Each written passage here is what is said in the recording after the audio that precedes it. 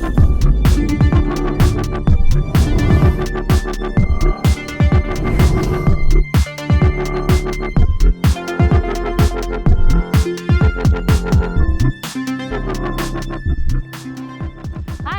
we're back for the third session of the stick smash. Today is all about the forehand side stick smash straight down the line. So we talked last session about the mechanics and the technique of the stick smash. How it starts in the feet, keeping that energy going, pushing down, transferring the power through the legs, hips, into the core, up through the arm, and finally, and this is the secret to the stick smash, getting that forearm rotation, pronation, and the whip back. How did your assignments go? Were you able to get that whip back sound with your fingers? Or were you able to hit down over the net without touching the net? I hope so, because that's an important step in the progression of this shot. If we can't do the mechanics of the swing in slow motion, then we won't be able to do it at full speed. So if that's something you're still struggling with, go back, repeat the assignments until you've got it down pat. So when it comes to the forehand stick smash straight, it's important to think about body positioning.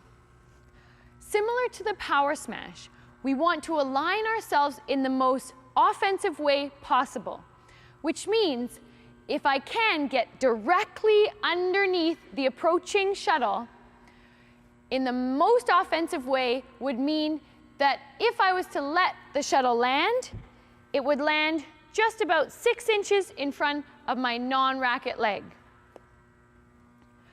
So that would be the same kind of movement and preparation back as for the power smash. So in that situation, for the stick smash, if you choose that you don't want to hit the power smash, in this time you want to focus on angle and speed and maybe throw your opponent off. Maybe you've been hitting several power smashes and now you want to mix it up with the stick smash from this same trajectory. Totally possible. And again, you have 3 different feet positions to choose from. You've got the feet down, both on the ground. You've got the one leg jump where you're pushing from your back racket leg up and scissor kicking forward. And you've got the jump where you can go off of 2 feet up and get in the stick motion. However, most of the time that you will see top players and even recreational players using the stick smash is when the trajectory of the shuttle is coming in a lower positioning. What that means is if the shuttle is flying in a faster and lower arc towards me, I won't have time to set up underneath and even prepare to jump up to the shuttle. Instead, I'll be moving towards the shot and needing to prepare as I'm moving back and underneath the shuttle. So this is most often the case for the stick smash. Because we don't have time to set up to hit the full power smash, we have to keep the swing shorter, and that's where the whip action comes in so handy. So let's watch some stick smashes down from the forehand side.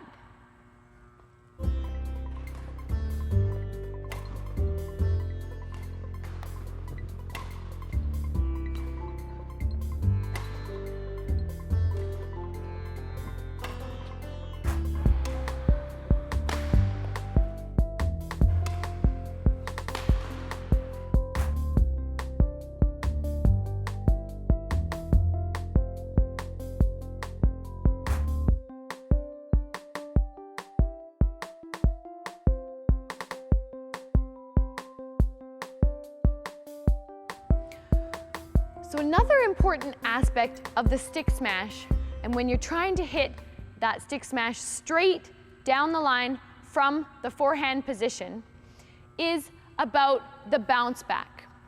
Or you can also call it the whip back. But it's that reverse motion, that counter biomechanic motion that we practiced last time, where we're coming forward and then pulling the racket head away from the shot back towards the direction that the racket came from. It's really important, if you want to get the angle on the stick smash, that you pull that whip back motion not only back towards it came from, but up towards where it came from. That's how you're hitting and sending the shuttle downwards, pulling away and up. Up. Up.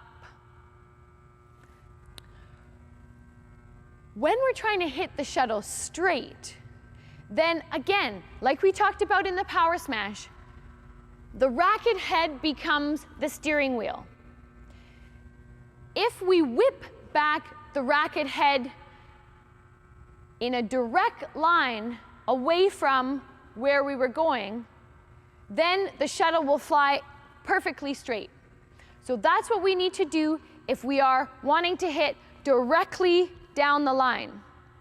But remember, there's a reason why the X's are not directly touching the line, and that's because of the margin of error. We want to have that space for uncertainty, plus and minus on both sides of our target.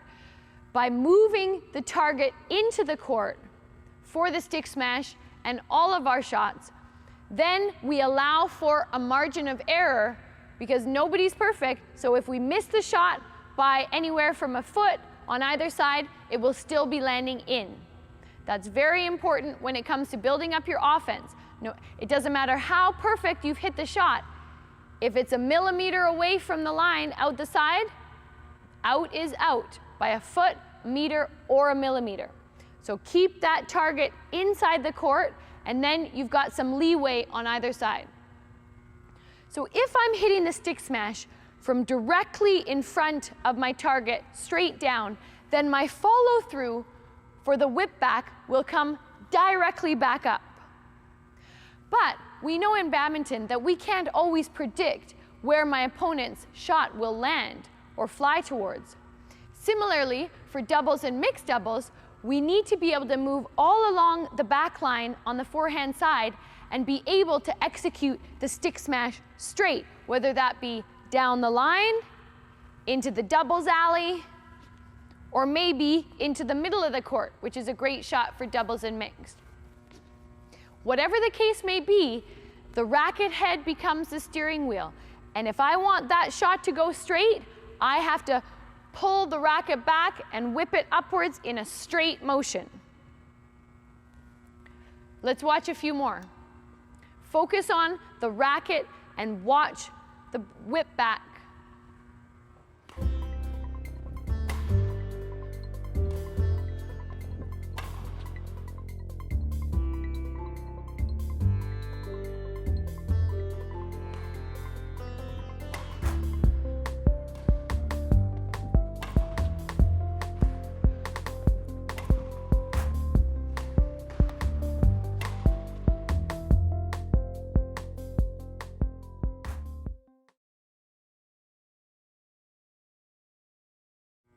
So the last thing I want to mention when it comes to covering the stick smash straight from the forehand side has to do with footwork.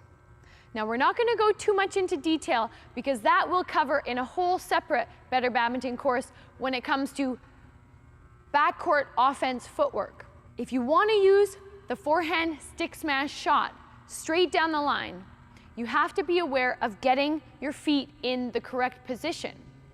And most of the time, when hitting the stick smash shots, it's going to happen off of a lower trajectory lift.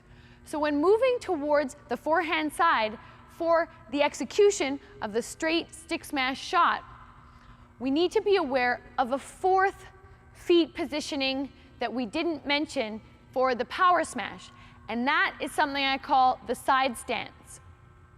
Now we know from the power smash, and now we've reviewed it again here, when we're setting up to hit the smash, no matter which type it is, we want to get that opening side stance initially to get the power back, like we're pulling the bow and arrow back, so that we can use that power and energy to transfer through the twisting of our body and finally into the shot.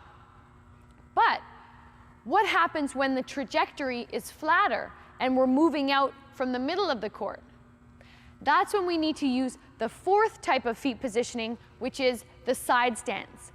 And the side stance means that as we're moving towards the shot, we're keeping that hula hoop of energy. We've still got our spider pushes, but now there's no time to make that rotation that's going to give all the body power. So now we've got to sacrifice that body power and get as much from our upper torso without twisting fully as we can. So it would look like this.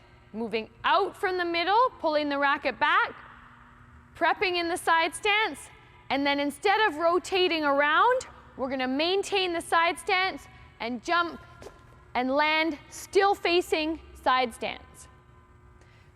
See it again? So I start to the side and I end still to the side. I get as much rotation as I can. If it's possible to turn, then I do, but the more under pressure that I'll be based on the lower flight of the approaching shuttle, the less I'm going to be able to rotate. But if I still want to attack this shot and maintain the offense, then the side stance is the choice for the feet positioning of this shot. Let's see some in action.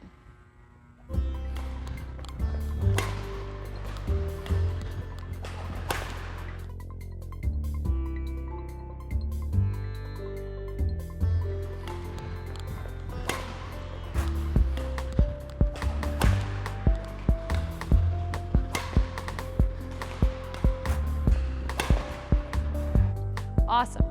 So now you've seen the forehand stick smash in action, both from a high trajectory where we have time to set up, as well as from a flatter trajectory where we're coming out and maintaining that side stance positioning. So 3 assignments for this session. We're going to go from low, medium, and high when it comes to difficulty. The first assignment, just some shadow footwork. I want you to think about the shot, so no shuttle, you don't need a training partner.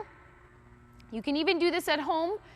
You don't need to be on a court, but preferably so that you can be moving at full speed, because we always want to do footwork on a solid ground so that we don't twist our ankles and wearing the appropriate footwear. So the first assignment for shadow is going to be to start and get that realistic swing going, imagining the straight stick smash. And I want you to do 10 sets of 10 swings. That's going to be 100 swings, but you can take your break after 10. Going straight and making sure you're hearing that double whip. And still check your technique. You can even keep using that helping other arm if you need to. 10 times 10 of those shadows. Second, more difficult assignment will be, with a training partner this time, to hit to each other, high serves into the forehand side, practicing that shot down the line. If you want, go ahead and put an X as your target. Make sure you add that margin of error. Once you've got 5 times 10 sets each for a high trajectory off a high serve, I want you to be feeding one another with a lower trajectory. In which case, you're going to use the which? Exactly, side stance. So from here, you're going to be going back, maintaining that side stance because you don't have time to make the rotation. Side stance. So I want you to do 10 shots like that and 5 sets. The last assignment is going to be to actually try to implement the stick smash into your game. You don't need to tell your training partner or your opponent that that's what you're trying to do. Trust me, they'll notice. If you execute this properly, they'll notice pretty quick that something's different. So that's the 3 assignments. First, doing the shadow, 10 times 10 sets of the swings, imagining, visualizing your stick smash, going through, checking the technique. Second assignment, with your training partner, 5 sets of 10 shuttles with a high trajectory, 5 sets of 10 shuttles with a lower trajectory. And lastly, let's try it out. Have the courage to go and try this shot in a game. If it goes out or in the net, don't worry, have the courage to try. That's the main thing. And slowly, as you feel more comfortable with it, you'll find it more and more applicable, and soon it will be one of your lethal offensive weapons. So until next time, step your game up.